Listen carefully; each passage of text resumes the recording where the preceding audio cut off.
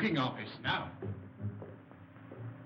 Well, Moran, Mr. Martin seems to have done his work very satisfactorily.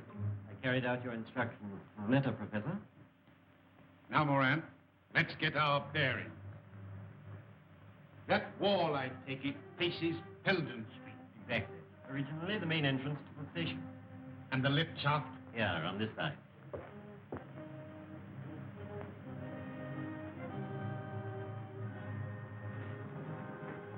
Lift at the bottom. 80 feet below. Quite a drop. Eh, Moran? The power was cut off, of course, when they closed the station. I think we are secure from any interference here, Moran. It's quite a fortress. A fortress that I fancy even Mr. Sherlock Holmes will find it difficult to storm. Dr. Watson. Oh, Watson. Oh, wait a minute, fellas. You caught cold? No, it's this infernal atmosphere. Oh, I suppose it is pretty thick. Thick? My dear Holmes, it's intolerable. You could cut it with a knife. What if I open the window? You walked here, I perceive. Yes. And on the left-hand side of the street. Yes, that's right. But how in the world did you know? My dear fellow, it's simplicity itself. You've got a little reddish soil adhering to your shoe. They're pulling up the flagstones in front of the Wigmore Street post office, and as the pavement is covered with that reddish soil, it's difficult to avoid treading in it. The post office is on the left-hand side of the street. Well, of course, when you put it like that, it does sound simple. No, it's elementary, my dear Watson. Elementary. By the way, Holmes, I hope you've decided to take that holiday I prescribed for you. Well, up to 9 o'clock this morning, I was distinctly averse to the idea. But I received a letter from an old friend of ours which inclines me to change my mind.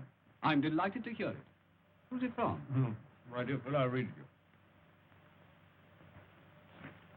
to you. My dear Holmes, I'm sending you and the doctor yet another invitation to visit me here.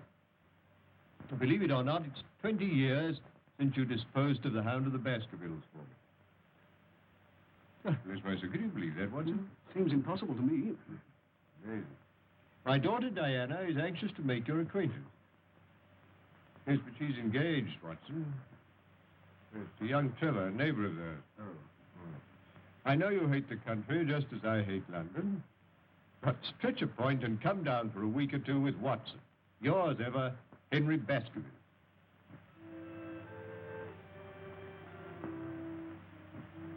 Father's asked Sherlock Holmes to come here for a few days. Why? Did the family hound come to life again? Oh, don't be absurd. Hello, you two youngsters. Oh, Dad, do you really think there's any chance of Mr. Holmes coming here? Well, as you know, I haven't been able to persuade him in the past. For the post, sir? Thank you, Jack. Holmes is a creature of habit. He likes to bury himself in Baker Street and work out his problems with the aid of, I don't know how many ounces of tobacco a day. Well, I must say I'd like to meet him. He sounds a terribly brainy sort of chap. I wonder if he's any good at spotting winners. No. Holmes's hobby is spotting criminals, Jack. I don't think racing's quite in his province. Mr. Lestrade, sir. Ah, good morning, Lestrade. Anything important on hand? Morning, Mr. Holmes. How are you, Doctor? No. You've the air of something unusual having occurred. Well, yes, Mr. Holmes. Well, tell me about it. Look, you find a cigar on the table. Thank you. I'm leaving London. Well, God bless my soul. This is a very sad development, Watson. With Professor Moriarty, that Napoleon of crime, still at large. You and your Professor Moriarty, Mr. Holmes. You seem to see his hand behind every other crime in the calendar. The Yard doesn't share your views, I'm afraid. They think it's all moonshine. Well, moonshine's a brighter thing than fog, Lestrade. However, tell me where you're going. Exeter. Exeter? Oh. Promoted chief inspector. Reorganizing the traffic, I presume. No. Barchester races. Half the West Country turn up. And they make Exeter their headquarters. Well, good luck, Lestrade. If your talent for organization is equal to your flair for detection, Barchester races should be something of a sensation. Thank you, sir. Well, in case it's any use to you, the Chief Constable, Colonel Ross, gave me something good for the Barchester Cup. Oh, what is it? His own horse. Silver Blaze. Well, there you are, Watson. Make a note of that. As a matter of fact, the doctor and I are going down to the West Country to stay with Sir Henry Baskerville, so we may possibly see you. I hope so, Mr. Holmes. And if you do feel like having a flutter, Doctor, don't forget Silver Blaze. Watson, put a bit on for me. What?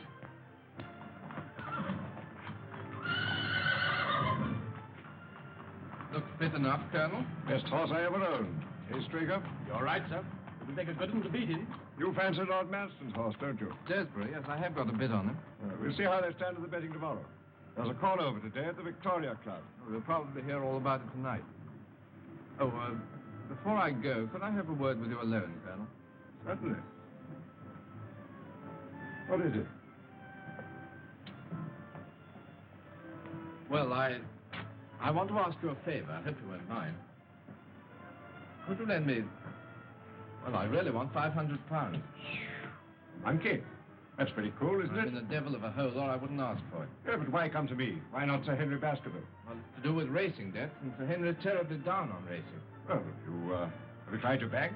You've got security. Mortgaged up to the hilt. Oh, well, what about one of those financial firms? No, that's no good. I've been dealing with old Bingham. He won't spring another fiver. What, Albert Bingham, the moneylender? No, I'm sorry. There's nothing doing. Oh, well, thanks all the same.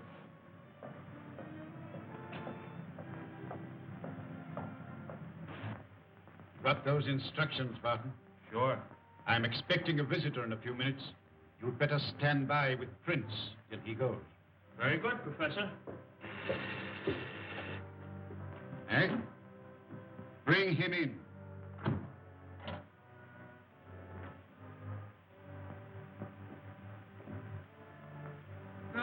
Sit down, Mr. Stanford. I understand you wish to consult me.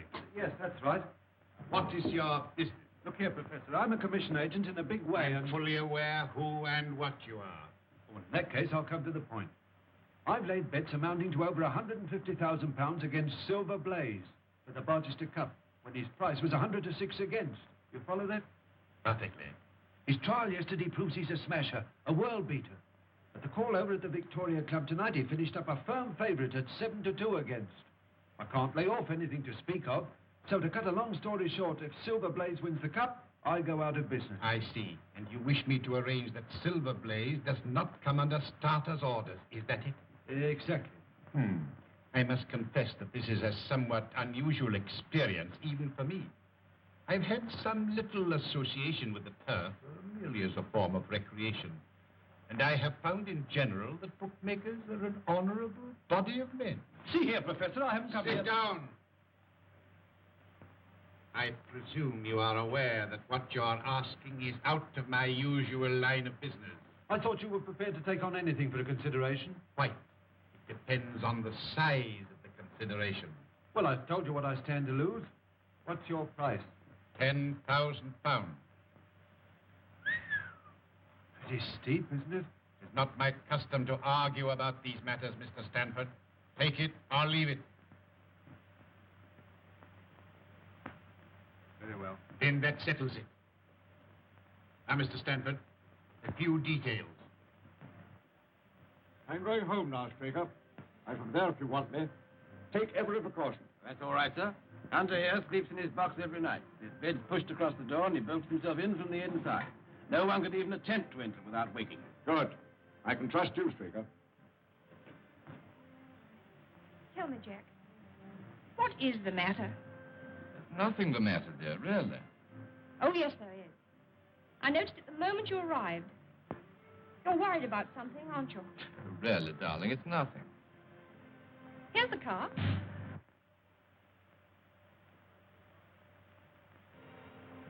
Well, here we are, Watson. Come along.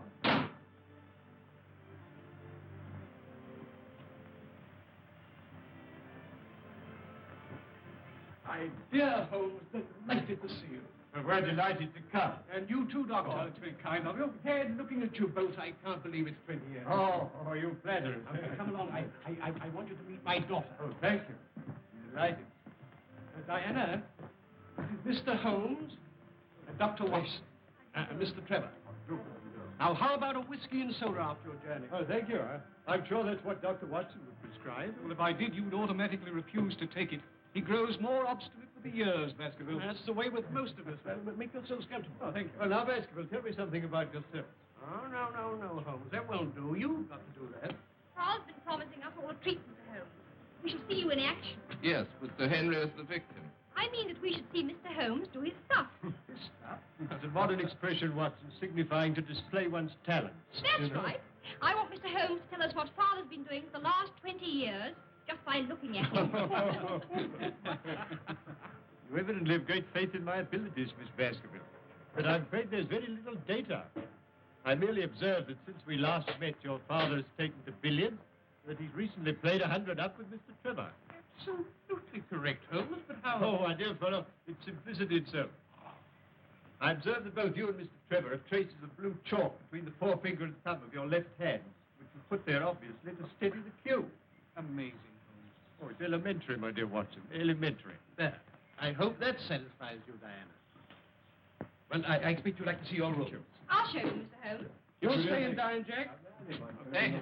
If you'll take me as I am and don't mind my rushing off immediately afterwards, I've got to ride over the moor to King's Pyland. I'm trying to get Straker to persuade Colonel Ross to buy one of my ponies.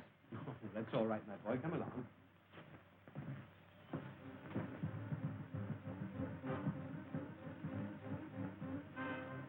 This is the place we arranged he should meet us. What's the time? It's just 8 o'clock. Here it is. You understand? Don't fail.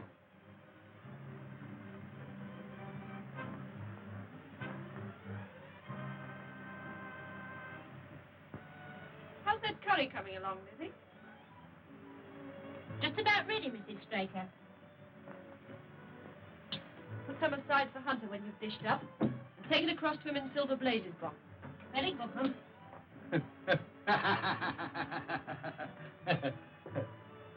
Everything all right, Hunter? Yes, thank you, sir. I do hope Mr. Straker isn't late. Especially asked for curry.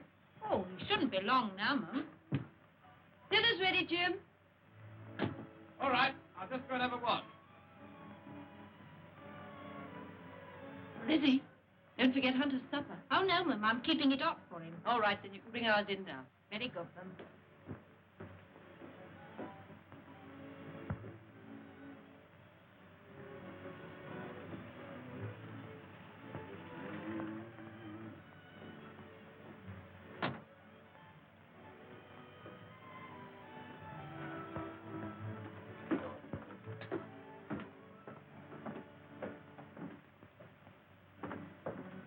Yeah?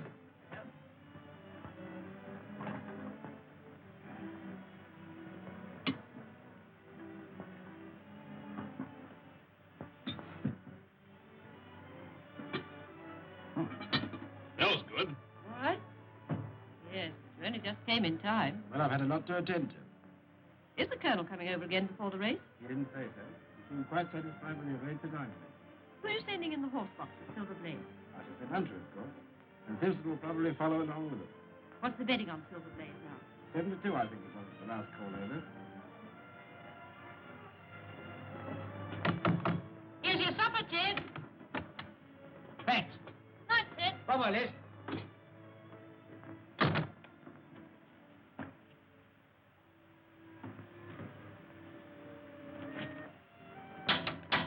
Anybody about?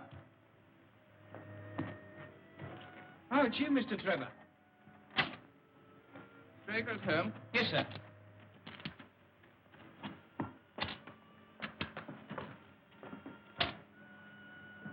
Look out for the mare for me, will you, sir? Very good, sir.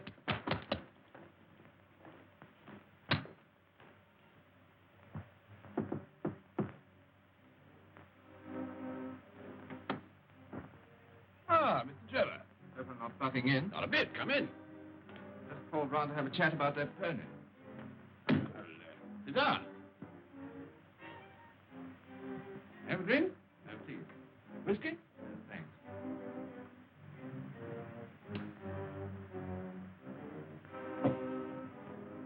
Whose horse is that, Simpson? Mr. Trevor's, Ma'am. Haven't you seen him? He wanted a governor. Oh. I suppose he came while I was in the kitchen. Well, that's really all I came about. I want the Colonel to have the first refusal. I might tell him the price I've quoted and let me know what he says. Very good, Mr. Trevor. Oh, well, never mind.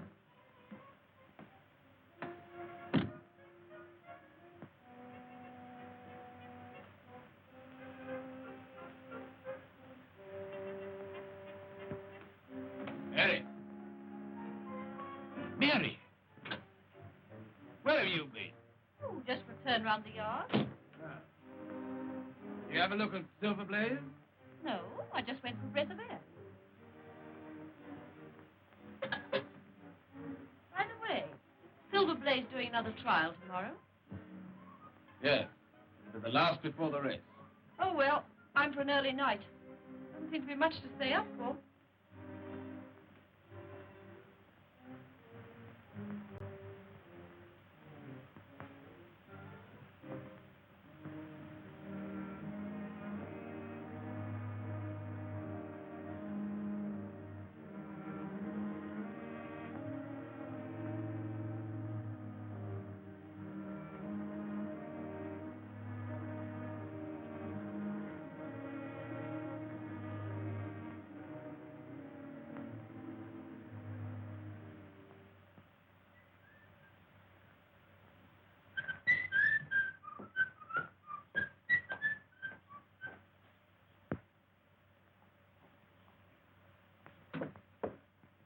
Here, take my cup.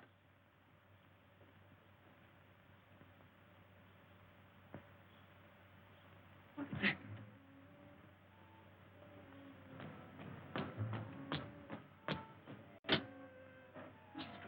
Where's the governor? Why, isn't he in the yard? What's up? Is anything wrong with Silver Blaze? He's gone. Gone? Yes. And Hunter's dead.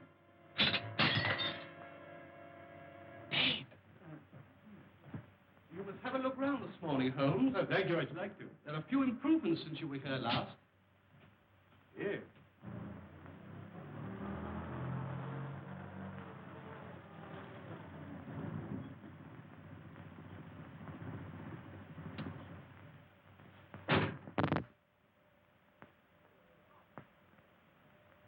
Hello, Ross. Who's there with him? Well, unless I'm much mistaken, that's my old friend Lestrade. Recently a member of the London police force, now transferred to Exeter. Hello, Ross. Morning, Baskerville. This is an early visit. Well, Lestrade, I didn't expect to see you so soon. You are Mr. Sherlock Holmes, I presume. Yes, and this is Dr. Watson. How do you do? So I could find Mr. Trevor here. Why, yes, here is Mr. Trevor. Ah, I want a word with you, Mr. Trevor. Say, Ross, what's happened? There's the devil to pay, Baskerville. Last night, Silver Blaze was stolen. Hunter, my head lad, poisoned, and Straker has vanished. What's it got to do with Jack? That's what I'm here to find out. Well, perhaps we'd better go indoors. Come along, Ross. Now, Mr. Trevor, I'm in charge of this case, and I want to ask you a few questions. At the same time, I must warn you that anything you say may be used in evidence. You were at King's Pyland last night. I rode over from here after dinner, yes. Why were you over at King's Pyland, Mr. Trevor? To see Straker about the sale of a polo pony. At all? Yes. Why? You didn't make that an excuse to try and get information from the stable boys about Silver Blaze, for instance. What the devil do you mean? Not interested in Silver Blaze, perhaps. I'm interested in the race, certainly. So are thousands of other people. Now, Mr. Trevor. Just one moment, Lestrade, if you would allow me. Mr. Trevor, you say you discussed the sale of a polo pony with Mr. Straker. Was anyone else present? No. But not even Mrs. Straker? No. Quite. Now, Mr. Trevor, you said just now that you weren't particularly interested in Silver Blaze. You happen by any chance to have your betting book on you? I think so. Why? Do you mind if I see it? It's my duty to tell you that I can't demand to see it, not now, that is, but... Yes,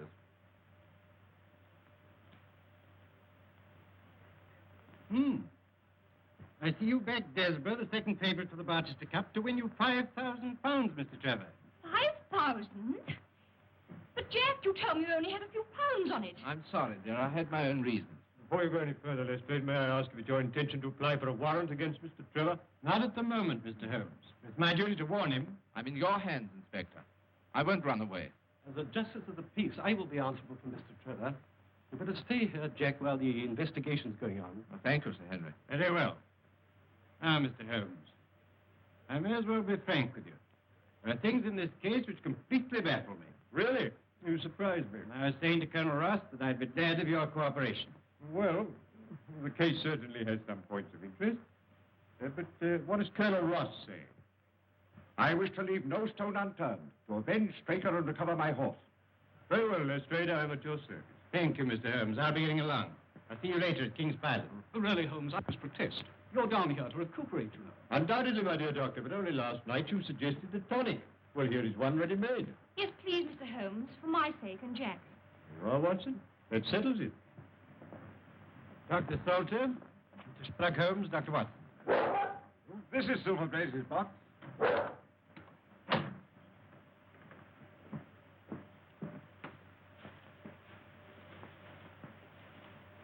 So what, in your opinion, was the cause of death, Doctor? An overdose of powdered opium. In that case, he would have died in his sleep. That is so. The remains of the lad's supper, I presume? Yes, curried mutton. Oh, curry? That's significant, Lestrade. I don't know, Mr. Holmes. Any food containing sufficient poison could cause death. Oh, would it really? Really, I hadn't thought of that. Now, look, you must read my little monograph on the whole art of poisoning. But did the people of the house partake of the same dish without any ill effect? Yes, Mr. Holmes? Well, where is the stable boy who discovered the crime? Somewhere outside in the yard. Would you let me see him? Certainly, I'll fetch him.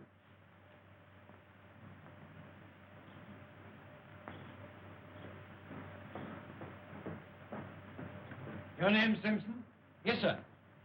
The opium has a distinct taste, does it not, Doctor? Yes. Not unpleasant, but quite distinct. Oh, quite.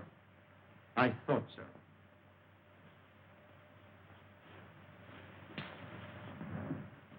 Oh, is this the boy? Yes. Now, my lad, you say that Mr. Trevor dismounted at the gates and asked you to water his horse. Yes, sir. And then? He went towards the cottage, sir. And in doing so, he would, of course, have to pass Silver Blaze's box. Yes, sir. He went along that side. But you didn't actually see him pass the box? No, sir. I went back to him. Yes.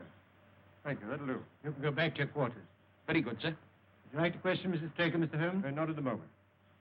But by the way, Colonel, there's another training stable. Quite close, I believe. Yes, Capleton.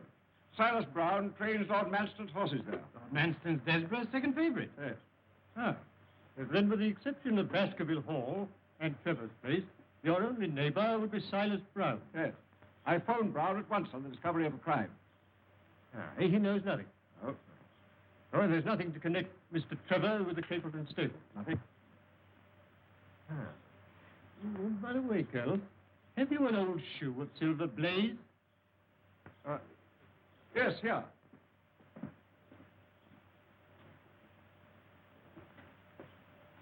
How about this one? Oh, yes, thank you. Thank you. I'll put it in my pocket for luck. And have you a photograph of the horse? I think so. Is this too? Perfectly. Thank you. Do you mind? Not at all. Now, Watson, let us transfer our activities to the moor.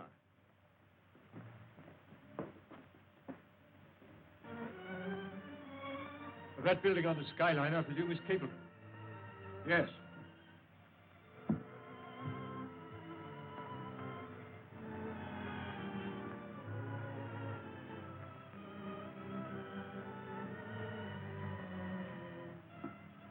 But there's an imprint of a hoof here. Slight, but quite distinct.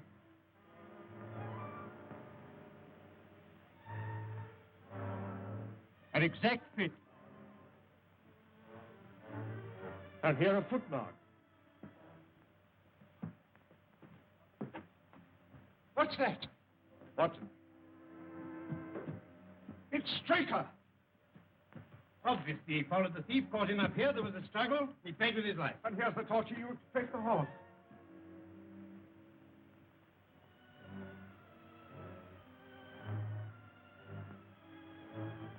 This is a very singular knife.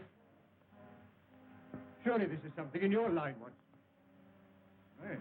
It's what we call a cataract knife. Yeah. As I thought. Devised for very delicate work. It's a curious weapon for defense. Lestrade? The best you could lay hands on at the moment, I suppose.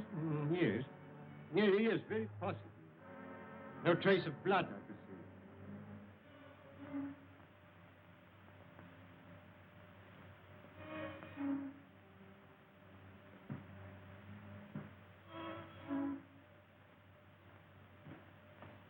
Why, that's Straker's coat. This is curious, Lestrade. What, Mr. Holmes? Looks as though the murderer let him take his coat off before the struggle. Couldn't he have taken it off afterwards? Well, that's one explanation. Though it's difficult to see with what motive. However, take it, Lestrade, and make a careful inventory of everything you find in the pocket. Very good, Mr. Holmes. And now I suggest that you and the Colonel return to King's Pyland and arrange for the removal there of the body. And then perhaps you'd be good enough to meet us with a car by that bridge in, say, an hour's time. Dr. Watson and I are going to take a little walk over the moor. Very good, Mr. Holmes. In an hour's time. Now, Watson, let us leave the question of who killed Straker for the moment and confine ourselves to finding out what has become of the horse. Oh, how are you going to set about it? Well, a horse will always herd of its kind. Silverblaze, if left to himself, would either have returned to King's Pyland or gone to Capleton. If my assumption is correct, that is our direction. Hoof prints again. Let's carry on a little further. Look, Watson. Look here. There's a man's footprints beside the horses. A man wearing square-toed boots. The horse was alone before. Precisely. It was alone before.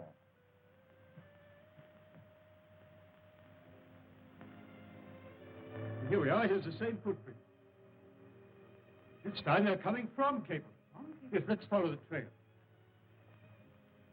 Looks in the pink, doesn't it? Yes, ready for anything. Aren't you desperate? Let's see. What is in the betting today? 5-1, second favorite.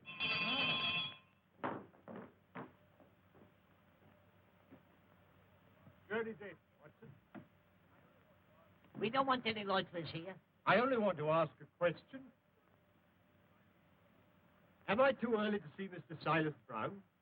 Well, I don't know, sir. He was up rather late last night. What is Orson? No gossiping. Get on in your job. Very good, sir. And what the devil do you want here? 5 minutes talk with you, my good sir. I've no time for talking. And we don't want no strangers here. This is a matter of vital importance.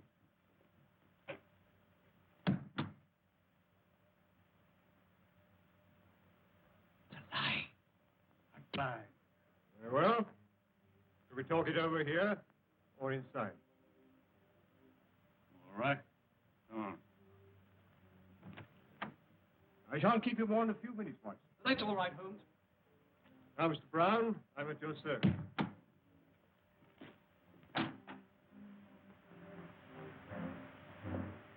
Well, I'm glad you realize that it's no use trying to bluff me.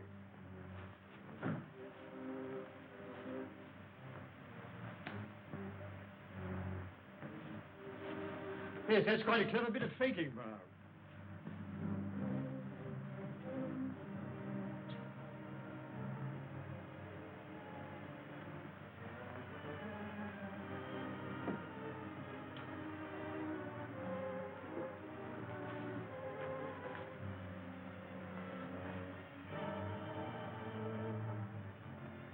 But don't give me away.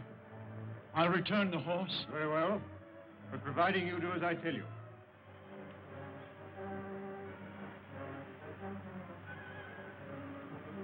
Now, Brown, no tricks. You understand? I understand, sir. Your instructions shall be carried out faithfully. Very well. Guard him night and day. And engage a special detective escort when you take him to Bartley Street. I will do everything you say, sir. The horse shall be there. Very well. But remember... You may trust me, sir. Yes. Yes, I think I can.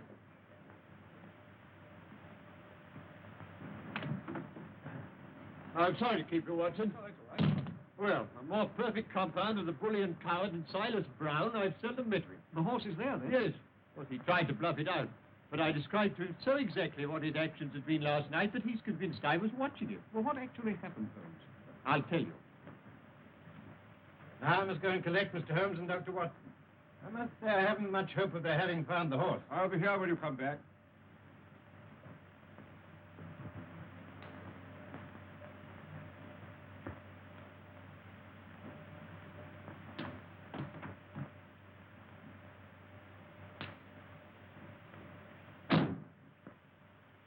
Surely Brown was running a tremendous risk. Oh, my dear Watson, Silas is an old horse faker.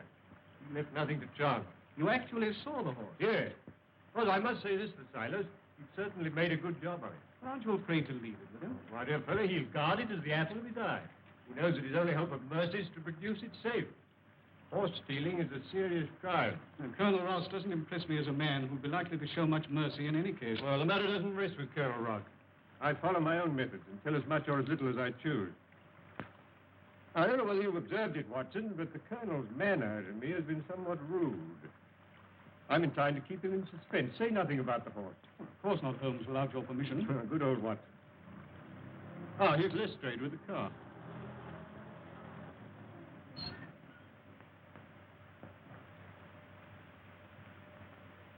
Well, Mr. Holmes, seen anything? Yes, we've seen some very interesting things, Lestrade. Boots. Boots? Yes, square-toed boots. Where now, Mr. Holmes? Straker's cottage, please. I hope Mr. Holmes won't be long. I want to phone the story through in time for the 6 o'clock edition. Ah, Mr. Holmes, I represent the Western Mail. I understand you're taking up this case. No, certainly not. I'm just Holmes the busybody, retained by the police to supply their deficiencies. Oh, Inspector, there are several points upon which I should like to ask your advice. I must consider whether I don't owe it to the public to scratch the horse immediately. Certainly not. I should let the name stand. My business with Mr. Holmes now is private, if you don't mind. Right you are. I've got something to go on with anyhow. Good day, everybody. I'm very glad to have had your opinion, sir. Well, Doctor, have you made your examination? Yes. Straker was killed by a savage blow from some blunt, heavy instrument delivered with enormous force. Lestrade, let me see his coat. You have it there. Yes, here it is. Thank you. I presume you made the inventory I asked for. Don't ask me, Mr. Holmes.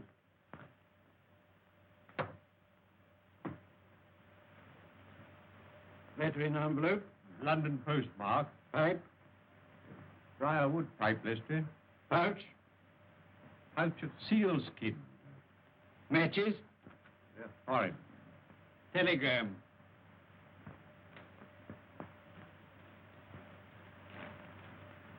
Handed in at Coombe Tracy. Let's see what the letter says first. Bingham & Co. Financier. 92A Bond Street, London, W1. J. Straker, Esquire, King's Pyland Stables, Devon. Dear Sir, please receive this as official notification that your commitments to us, secured by 6 promissory notes, were today purchased by Mr. Leslie Martin of 15 Lamb Street West, to whom you are now accountable. Yours faithfully, Bingham & Co. Our friend Straker seems to have been somewhat financially embarrassed. Well, the telegram. For Cup Final, send instructions. Will meet you as we agreed. Martin. I think Mrs. Straker might be able to help us here. She's in her room. I'll fetch her. Thank you, Doctor. I don't think she'll be much assistance, Mr. Holmes. Apparently, she and Straker went to bed about the usual time. When she woke up in the morning, she found it gone. Yeah, still, I'd like a word or two with her, Lestrade, regarding her husband's habits. No one like a wife, I'll tell you that. Watson?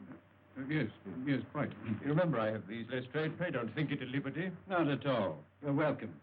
I see nothing in them. I see no more than you. But I've trained myself to notice what I see.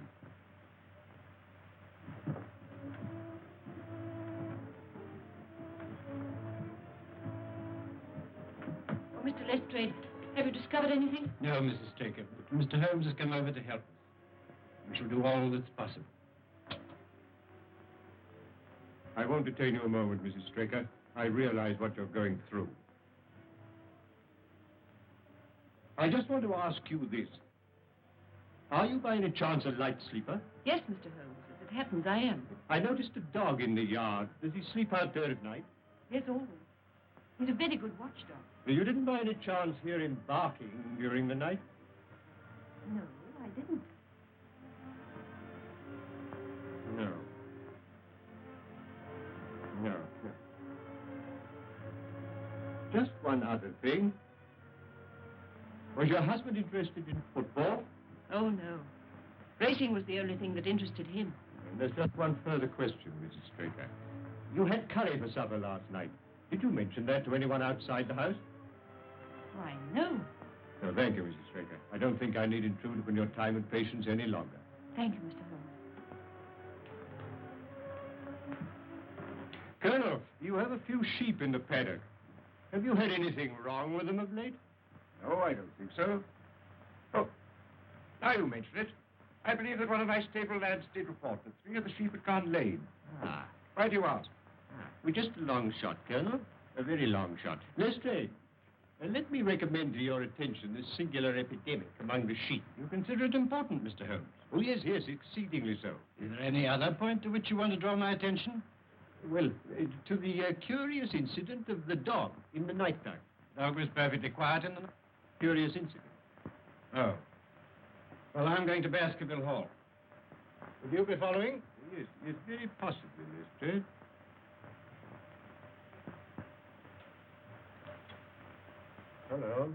Hello. Could you please give me Coombe Tracy Post Office? Yes, I'll hold on. Coombe Tracy is a small village, is it not? Yes, just a hamlet. And then the postmaster would like you to remember any strangers who came into his shop. I should think so. Hello, is that the postmaster, Coombe Tracy? Look, I'm speaking for Mr. Straker of King's Pyland. He received a telegram yesterday signed Martin, dispatched from your office. If he cannot recall anybody of that name, could you kindly describe the sender to me? Yes.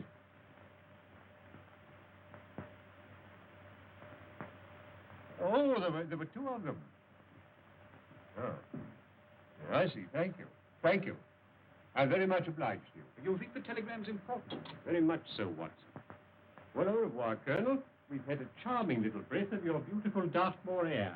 Then you despair of arresting the murderer of James Straker. Well, there are certainly grave difficulties in the way, but I've every hope that your horse will start, and I beg you'll have your jockey in readiness. And you've nothing definite to tell me? When we meet at the races, Colonel.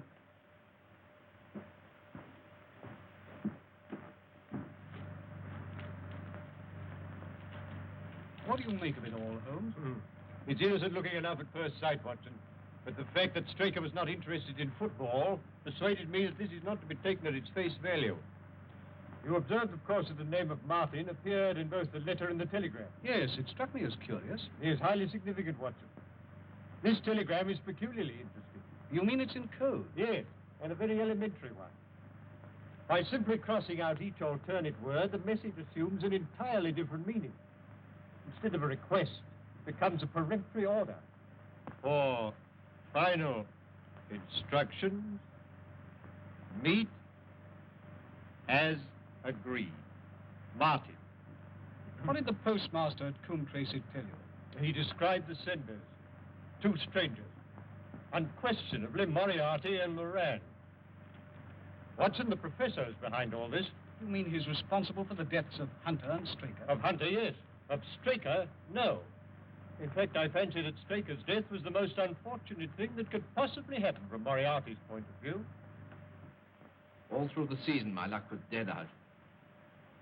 I found myself in trouble to the tune of £4,000.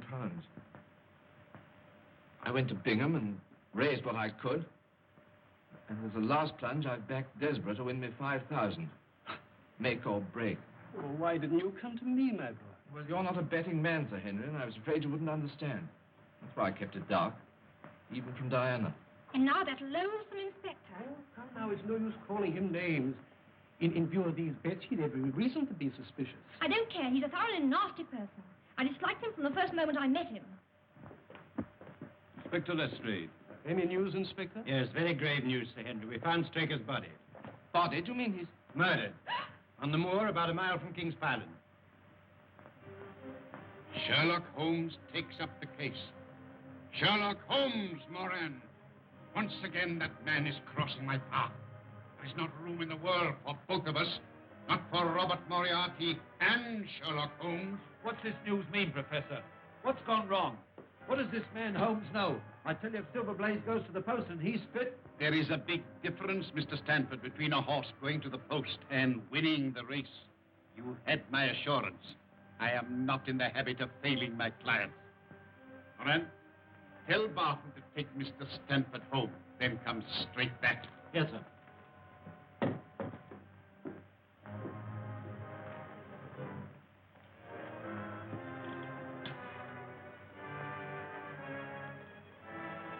Prince, it's now 4 o'clock. Have the car ready in 15 minutes. Very good, Professor. Are we out for a long run? Yes. We've got to be back in Devon well before midnight. And Prince, We'll need the gun. Okay.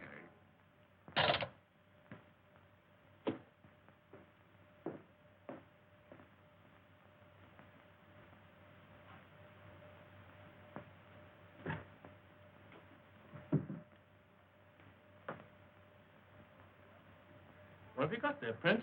Oh, you haven't seen this little gadget before, have you? No. You hadn't joined us when it was last used. Let's have a look. It's a magazine air gun, absolutely silent and immensely powerful. Made specially for the professor by a well-known foreign gunsmith. Seems you're going to use it again. Oh, there you are, Barton. I want you to take Mr. Stanford home. Yes, we're in deeper waters than you think, Lestrade, but we must take the case one step at a time. Now, I've progressed so far, I'm glad to say, as completely to exonerate Mr. Trevor. You've got to convince me, Mr. Holmes. I've every hope of doing so. Now, you will agree that Hunter was murdered in order that the horse could be stolen. Exactly, we all know that. When I examined the remains of Hunter's supper, I remarked on the fact that it consisted of curry. Yes, but I still don't see. Well, perhaps I can help you, you see. And one or two other things as well. That was the first link in my chain of reasoning. Hunter was poisoned with powdered opium, and powdered opium is by no means tasteless. Well, then, Mr. Holmes, why didn't the boy notice? By no means tasteless when mixed with any ordinary dish. Curry was exactly the medium which would disguise that taste. So, you remember that I asked Mrs. Straker if she told anyone they were having curry for supper that night, and she replied, no. Yes, I remember you putting that question. Well, it's surely too monstrous a coincidence to suppose that Trevor happened to come along with powdered opium on the very night when a dish was served which would disguise its flavor. That is unthinkable, Lestrade. That certainly is a strong point. And there's a further point, even more significant, Lestrade. The silence of the dog. Though someone had been in the stable and fetched out the horse, the dog had not barked enough to arouse Mrs. Straker, who was a light sleeper. You know, obviously, the visitor was some member of the household. And then what do you make of it, Holmes? One thing for certain. Trevor becomes eliminated from the case. Well, I confess, Mr. Holmes, in view of what you say, I don't know what move to make. Make no move at the moment, except to assure Mr. Trevor that all suspicions of him were unfounded. You know, we're old friends, Lestrade. I should hate to see you make such an ass of yourself as wrongfully to arrest the future son-in-law of Sir Henry Baskerville. I appreciate that. I'll speak to Mr. Trevor. Who's that taking my name in vain? Ah, Mr. Trevor. I just had a little chat with Mr. Holmes. I'm glad to say that he sees eye to eye with me. You quite understand that at the commencement of this case, it was my duty to follow up any clue, however slight. I don't mind telling you now that I never seriously suspected you. Well, he can't say fairer than that, can he? Well, I'm very glad you feel that way about it, Inspector. But I still don't see how it helps us. Who did put the opium into the curry? Who did steal the horse and kill Hunter and Straker? My dear Lestrade, it's a capital mistake to theorize for you of all the evidence. It biases the judgment. Then you're not going to tell us anything, Mr. Holmes? Well, not at the moment, Miss Baskerville. There's one other link in the chain to be tested, and to do that, I'm afraid we must return to London tonight. Tonight? Yes, Dr. Watson and I are sorry to have to run away like this. Well, there's nothing before the midnight train from Exeter. Dinner will be ready in a few moments. You'll have heaps of time to dine here in comfort before you go. Well, thank you. I shall be delighted. I hope you'll stay and dine too, Inspector. Oh, thank you, sir.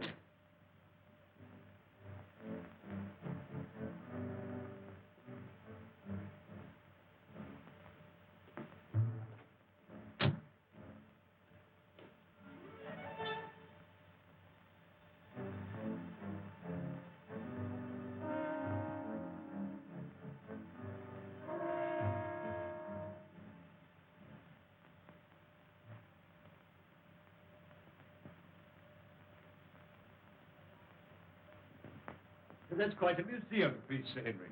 Well, we've had it a long time. Well, it's nearly 11, Holmes, and if we're to catch that midnight train from Exeter... I'll order the car. Don't bother, Sir Henry. I'll take Mr. Holmes and the doctor in mind. Well, thank you, Lestrade. Yes, it's a pity you've got to leave us, Holmes, and I'm sorry you can't tell us any more. You're leaving 3 very puzzled people. Well, I hope to solve the puzzle for you all on Cup Day, in Colonel Ross's box.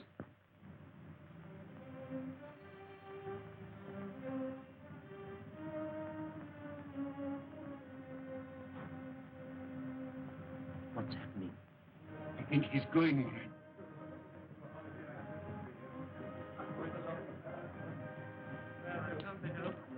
Au revoir, Holmes. Safe journey. Thank you so much. Goodbye.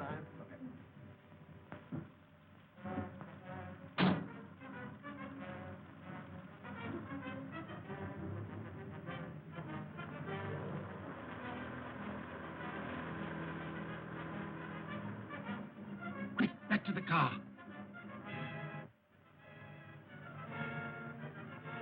Follow that car. When you get clear of the house, overtake her.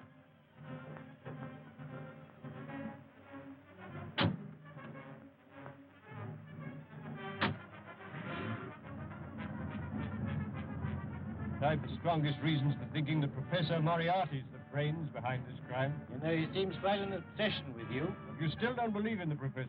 Frankly, Mr. Holmes, I do not. Another few yards, Moran, then let them have it. Oh, no. There's a car following us. Quick, down for your life.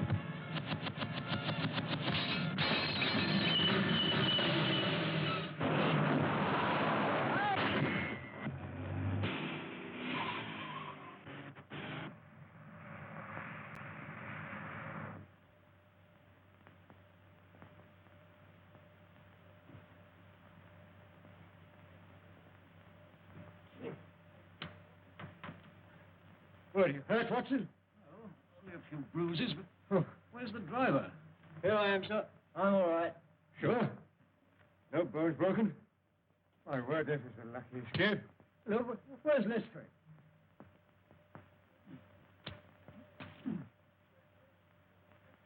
Watson, you see Lestrade? Lestrade!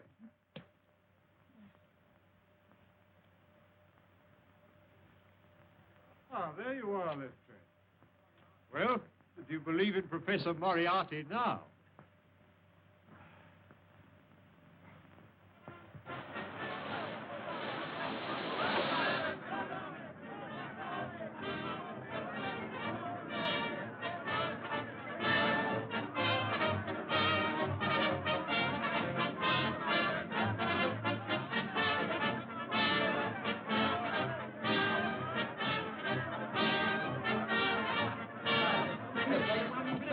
Silver Blaze, 61. I'll take 60 pounds to 10. Silver Blaze, 60 pounds to 10. Number 569.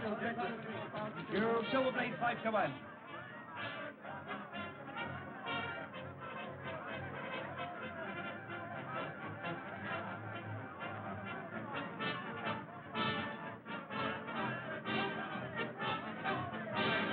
May I borrow your glasses, Mr. Holmes?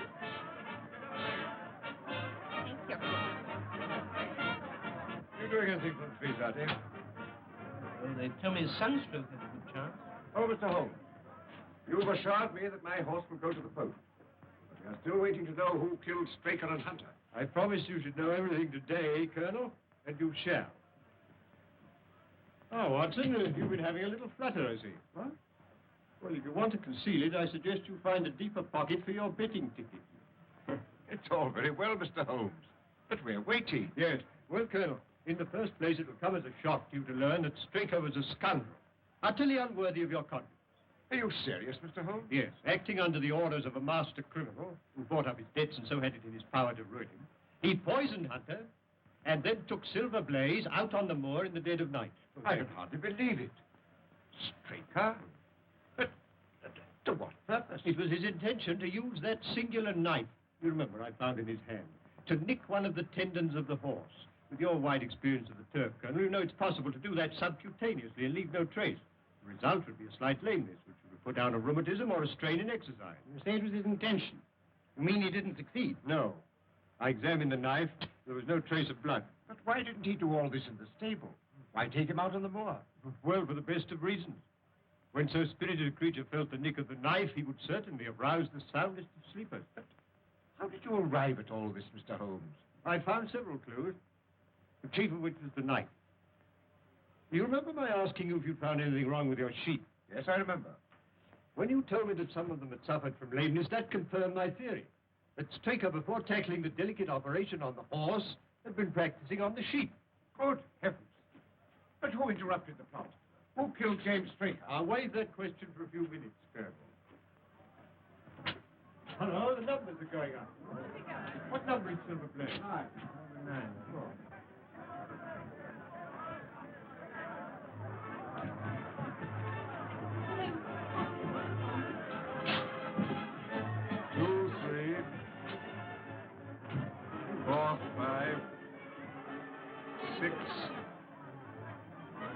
Curtain number 6. Why, my jockey's riding another horse. Silverblaze doesn't run. Look, Holmes. Silverblaze doesn't run. There's been a mistake. The 6 should have been a 9. Mr. Holmes, I'd relied on you implicitly. Yes, and you may still do so, Colonel.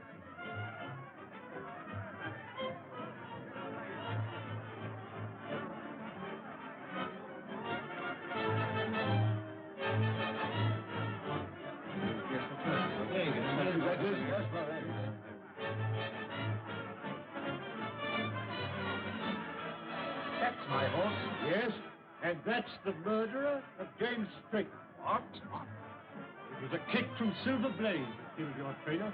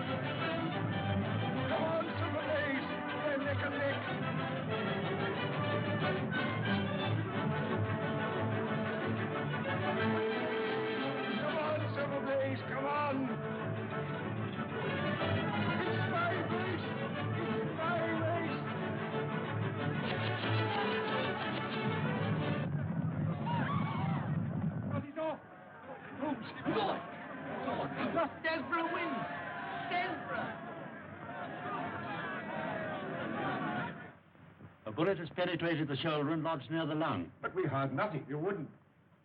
It was fired from an air gun.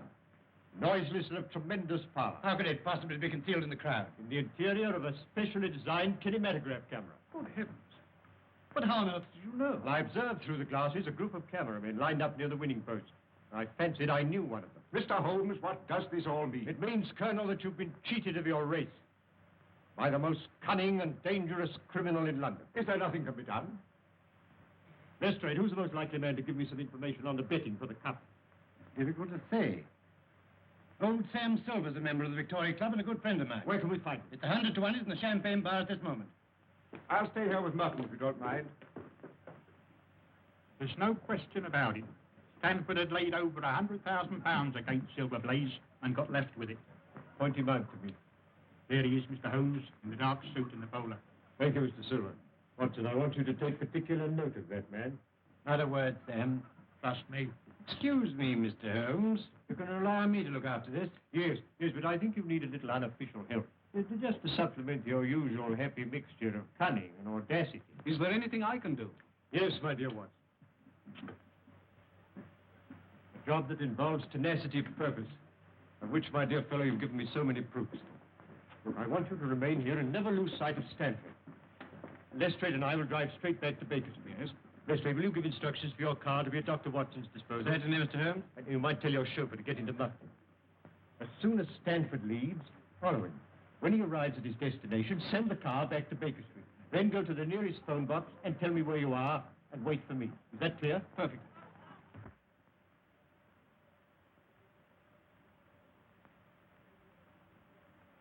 Yes, come in.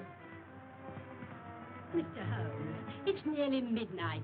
You really must eat something. Can't I tempt you to a night's bit of attic? My dear Mrs. Hudson, you've always been a temptation to me, but attic at this moment is not. How about a nice sheep's head?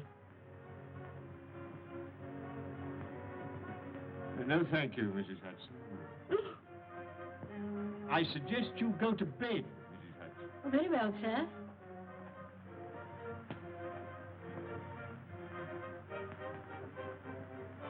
Still your move, Lestrade.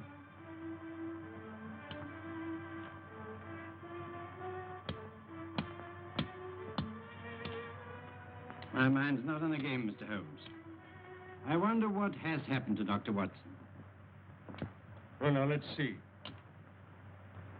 It was 5 o'clock when we left the court, and it's now... Well, now it's nearly midnight. We ought to hear something soon. But tell me, Mr. Holmes, why did you leave Dr. Watson to do the trailing? Why not yourself?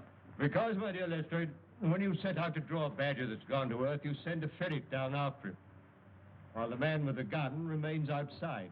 Professor Moriarty is the badger, Dr. Watson is the ferret, and I, my dear Lestrade, am the man with the gun. I see. And Stanford? Well, Stanford, if he's a wise man, will go straight to Moriarty with whatever price he's paying.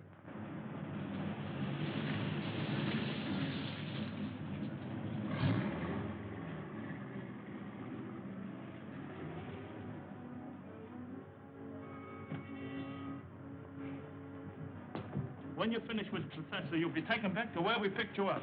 You got the necessary on you, I suppose? Yes, of course. Okay.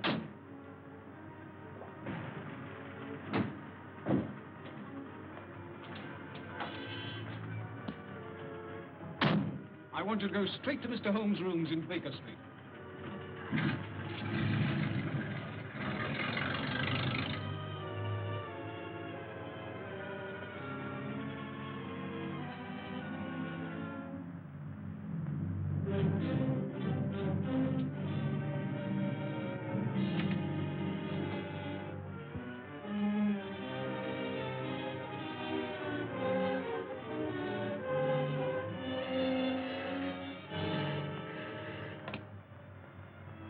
Yes.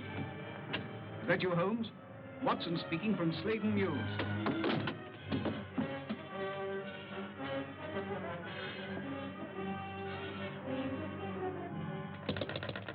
Watson!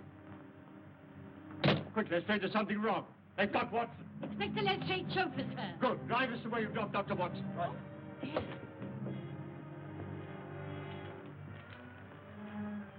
Quite correct, Mr. Stanford. I must say this case has proved more intricate than I anticipated. It should have been worth a trifle more. However, perhaps next time. You may go. Barton? Yeah.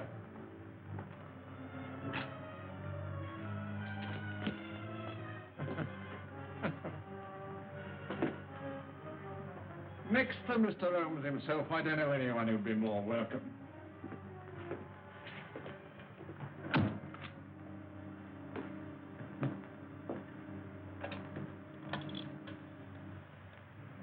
Hello. Professor? Who do you think I got here, of all people? Now. Dr. Watson. Eh? Watson, did you say? Dr. Watson? What are you doing here? Moran. Yes. Yes. Caught him prowling around the yard. Shall I bring him in? No, not just yet, Prince. I leave him alone with his thoughts for a while. Nothing like a little suspense. I imagine that 3 weeks' wait for the hangman is infinitely worse than the final interview. Eh, Moran?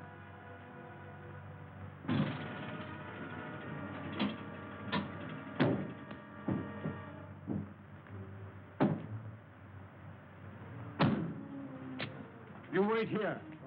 Come, Lestrade. This is the Mills.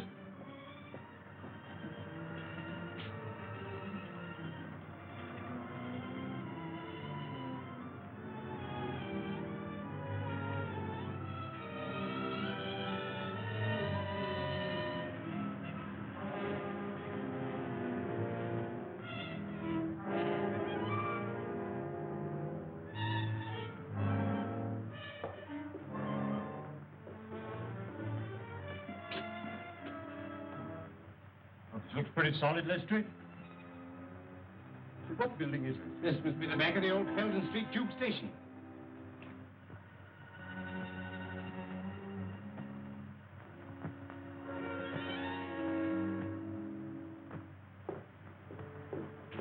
What are you going to do, Mr. Holmes? Ride straight to Scotland Yard. And then? The headquarters of the London Transport. Now, Moran, I think we'll interview the doctor. that you, Prince? Bring in Dr. Watson. Right now.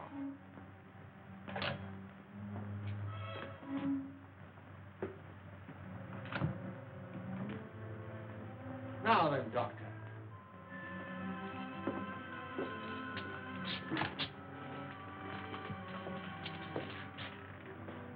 This should be most amusing, Moran. Ah, come in, Doctor. I've had the pleasure of several interviews with Mr. Holmes, but never before with his talented friend and colleague. Won't you sit down?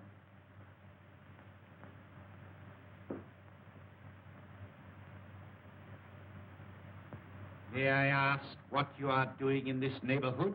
I'd good reason to think it was your neighborhood, Professor. Really? As a matter of curiosity, may I ask you how you got here? By following Mr. Holmes' instructions. Ah, I see. Then I'm afraid it's going to prove rather unfortunate for you, Doctor. I have not taken the somewhat elaborate precautions to conceal my whereabouts in order to have you report on the subject to Mr. Holmes. You mean I'm going to have some difficulty in leaving? Oh, no, my dear Doctor. Oh, dear, no. There will be no difficulty about that. But you will leave by the way I shall indicate. I will explain to you, Doctor.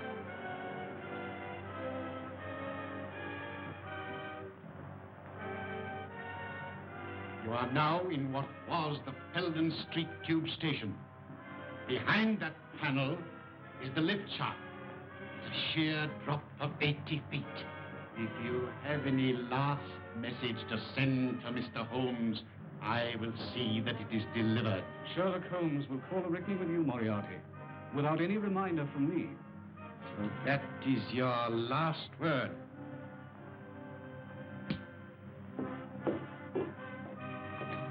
Very good. I will now remove the panel and wish you a swift journey.